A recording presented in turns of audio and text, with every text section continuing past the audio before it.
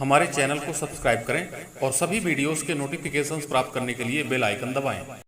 Welcome to my dear students, Dwivedi physics YouTube channel में एक बार पुनः आपका स्वागत है। कल के वीडियो को अगर आप देखे हैं तो मैंने कहा था कि धारा विद्युत की जो इकाई है वो इस लिहाज से ज्यादा इम्पोर्टेंट है कि इसमें चैप्टर या यूनिट की लंबाई के लिहाज से जो क्वेश्चंस हैं और उनकी जो प्रकृति है वो छोटी होती है, इसलिए हम छोटे छोटे प्रश्नों पर बड़ी बारीकी से ध्यान देंगे।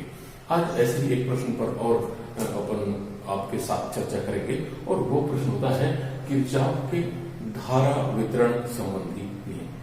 ये प्रश्न बिल्कुल डायरेक्ट तो पूछा जाता है, तो इस तरह से आता है कि धारा विद्युत में किरचॉफ के नियमों की व्याख्या कीजिए या विद्युत धारा वितरण संबंधी किरचॉफ नियम लिखिए या किरचॉफ नियमों को समझाइए। अब इन प्रश्नों का उत्तर मैं आपको बताऊंगा ही। मैं आपको इन प्रश्नों की प्रकृति से हट करके जो फैक्ट्स आपको बताता हूं जो इस यूनिट में कॉम्पिटिटिव व्यू को आपको मजबूत करते हैं। लेकिन फिर मैं ये कहूंगा कि बच्चे हमारे जो है वीडियोस लगातार देख रहे हैं, ये मेरे लिए प्रसन्नता की बात है, लेकिन आप कितने प्रसन्न होते हैं उसका भी एक टीचर को लगा रहता है कि हमारा रिस्पांस कैसा है।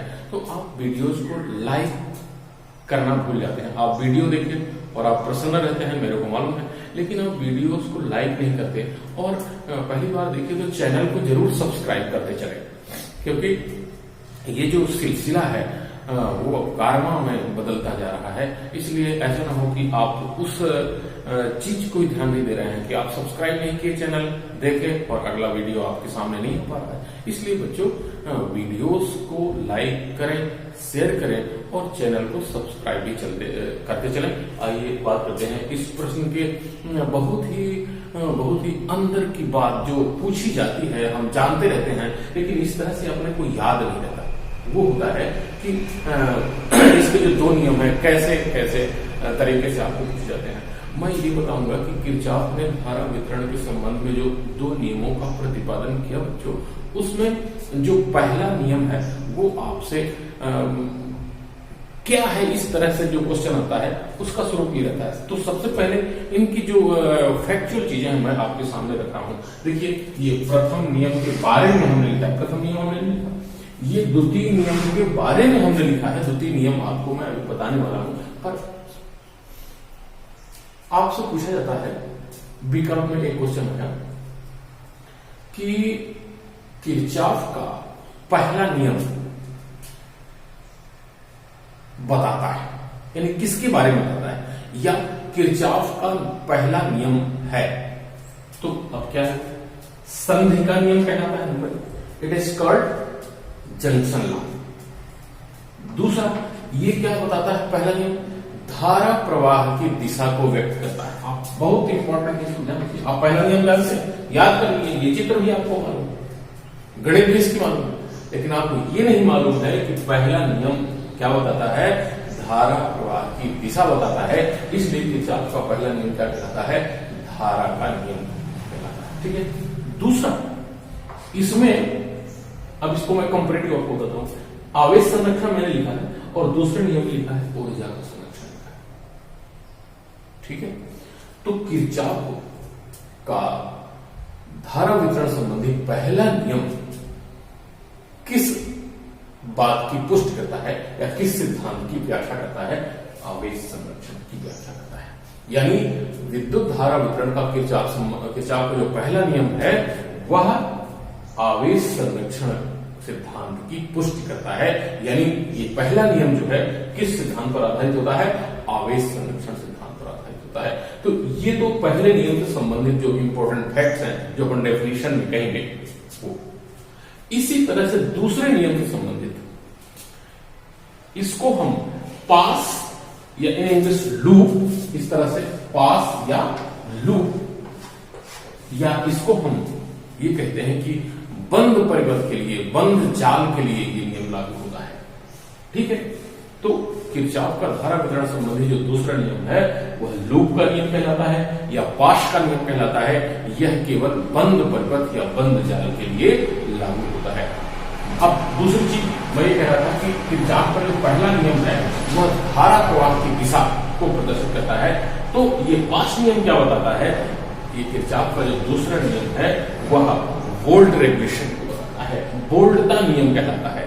केवीएल के रूप में भी इसको जाना जाता है, इसको जेएल जाना जाता है, जंक्शन लॉ जाना जाता है। इसको क्या जाना जाता है? जंक्शन लॉ या धारा प्रवाह की दिशा, और इसको किरचॉफ्स वोल्ट लॉ कहते हैं इसको। तो इसको वोल्टता नियम के नाम से जाना जाता है, यानी ये विभवांतर के वितरण की बात करता है, यानी धारा प्रवाह की दिशा बताता है, तब ये क्या बताता है?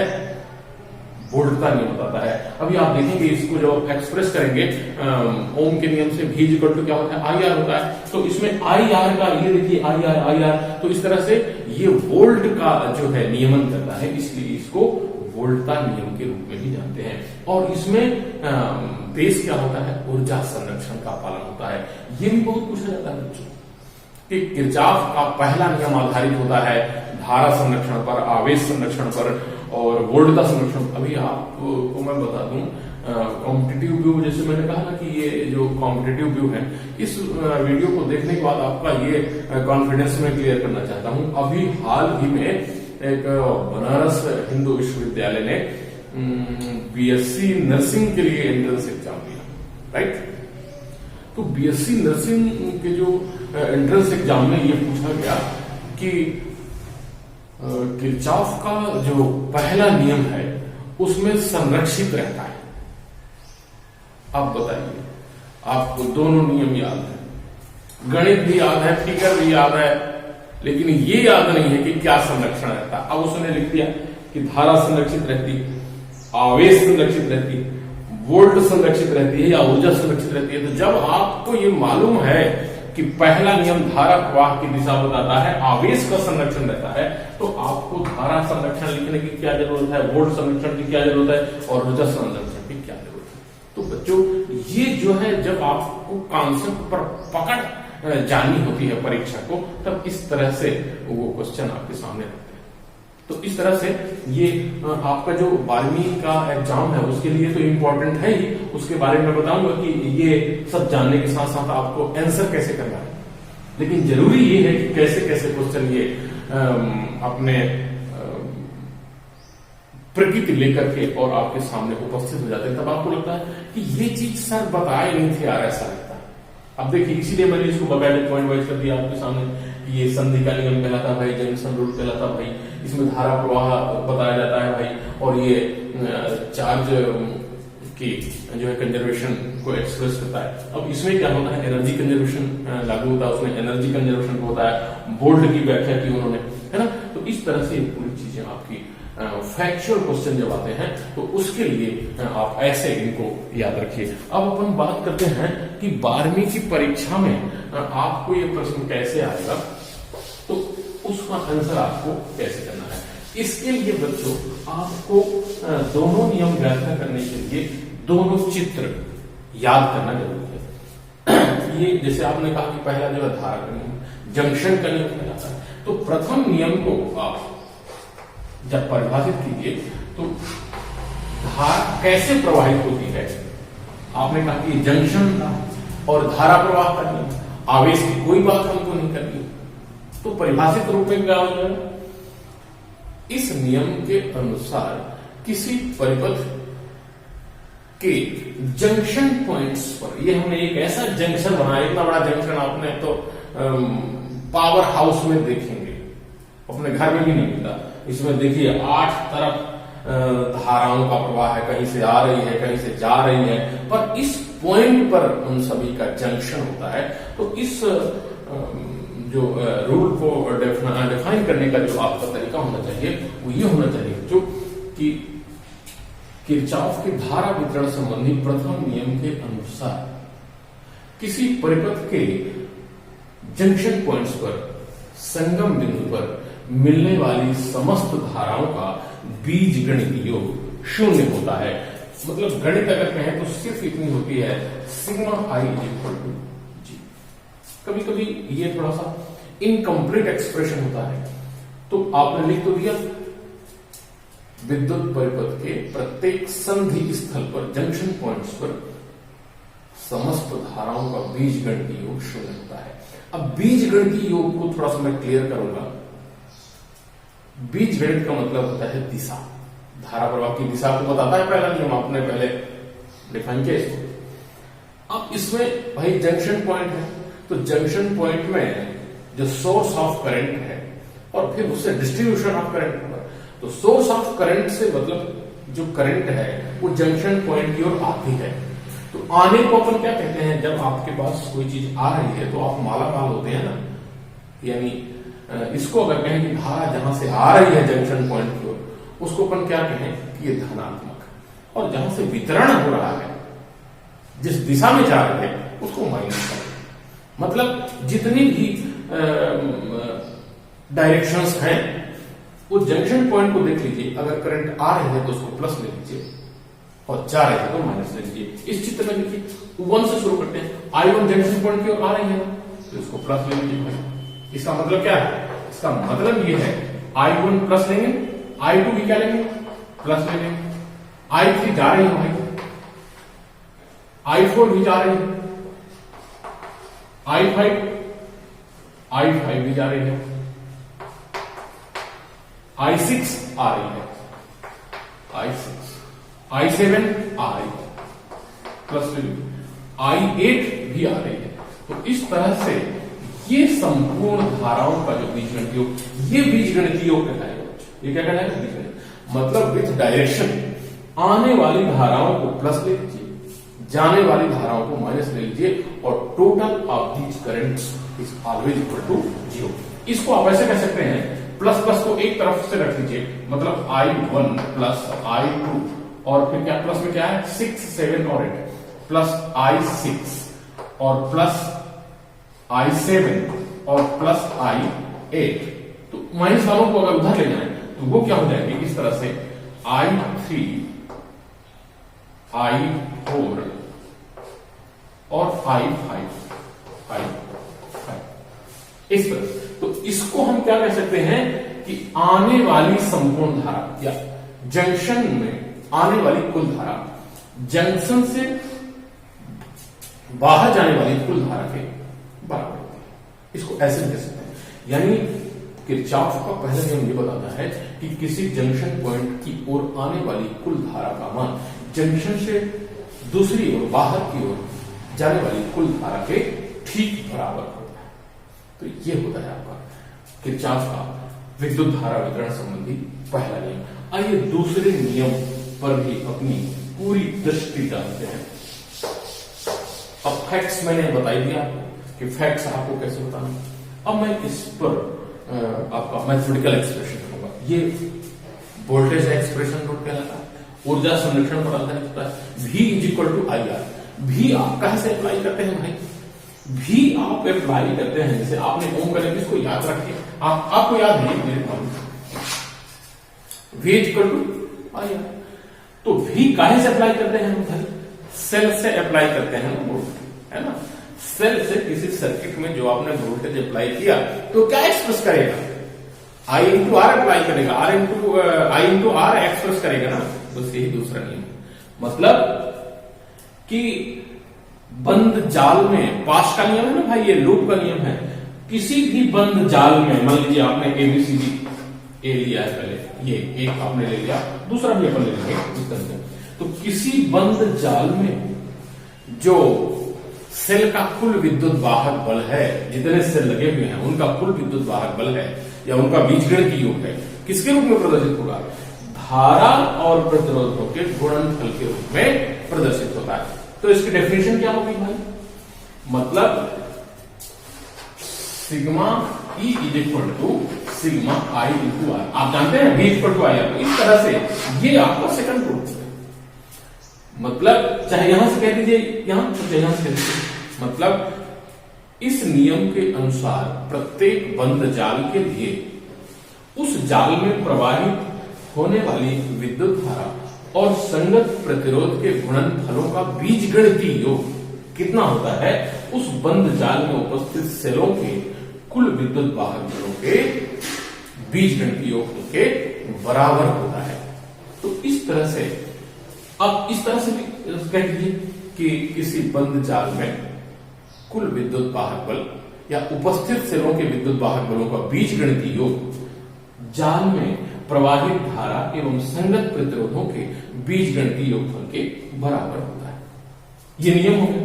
ये नियम एक बंद जाल के लिए आपने ये प्रदर्शित किया है। अब ये कैसे आता है कि ये माइनस क्या है क्या प्लस है, ये बहुत इंपॉर्टेंट है। इस पर मैं आपकी जो दृष्टि है वो रखूंगा। बिल्कुल आंख बंद करके देखिए, कान खोल करके देखिए, ठीक है, या कान बंद करके सुनिए और आंख खोल करके देखिए, आपको मजा आएगा।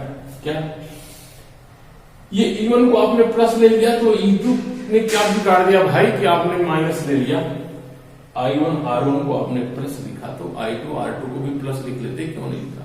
इसमें एक चीज आप ध्यान रखिए, जब हम सेल के विद्युत वाहक बल की बात करते हैं तो माइनस टू प्लस, जब आपकी गली इस तरह से हो, यानी सेल में क्या होता है, सेल में दो टर्मिनल होते हैं भाई, एक प्लस होता है एक माइनस होता है। तो जब आप प्लस से माइनस की ओर जाते हैं यानी आपका खर्चा हो रहा है ना भाई, जो प्लस है उसको आप माइनस कर रहे हैं यानी खर्चा हो रहा है, तो उसको क्या लिखेंगे, माइनस लिखेंगे।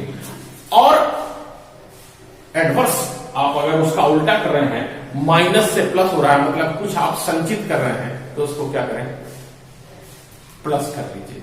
अब उसको इस फिजिक्स में कैसे समझते हैं भाई, ये देख लीजिए। उसको ऐसे समझते हैं कि जब हम किसी बंद जाल में, आपने नाम लिख दिया है ABCD का, जब किसी बंद जाल में सेल में माइनस टू प्लस हम जाएं तो उस सेल का जो इलेक्ट्रोमोटिव फोर्स है उसको प्लस ले लें, और उल्टा अगर करें प्लस टू माइनस जाएं तो उसको क्या ले लें, माइनस ले लें।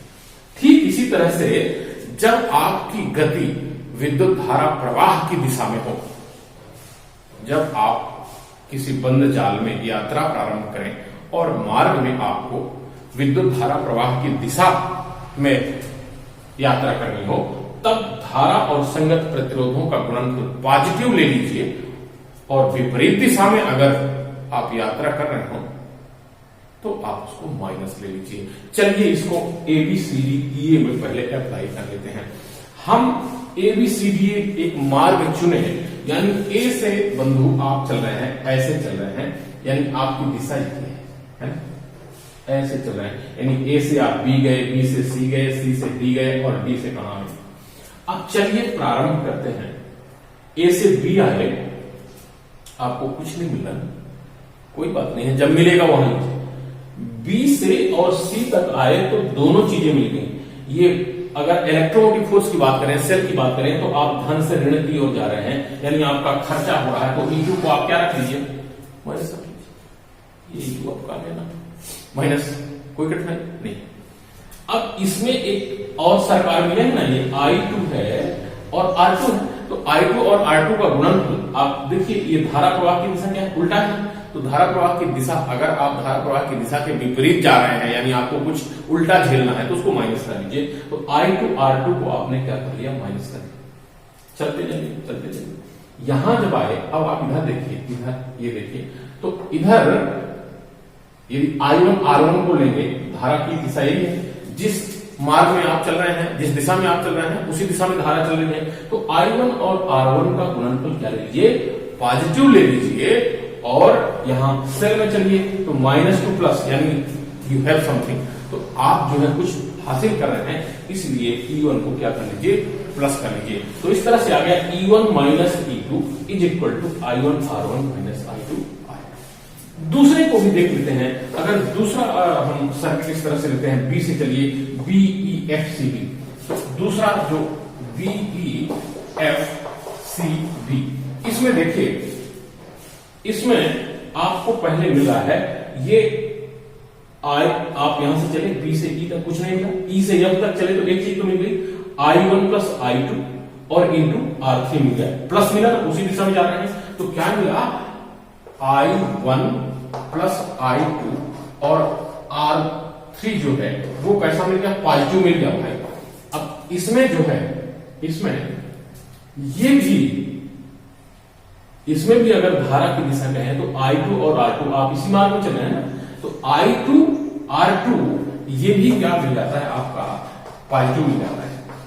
और सेल में आइए तो मुझे लगता है आप समझ गए होंगे कि -2 प्लस चल रहे हैं, तो इसको कैसे लेना चाहिए, -2 प्लस ले रहे हैं तो केवल एक ही सेल है।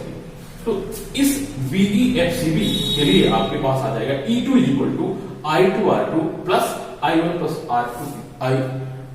I2 into R3। तो ये हो जाता है बच्चों किरचॉफ का धारा वितरण संबंधी दोनों नियम और उनकी गणितीय विवेचना। याद रखिए, बहुत इंपॉर्टेंट है।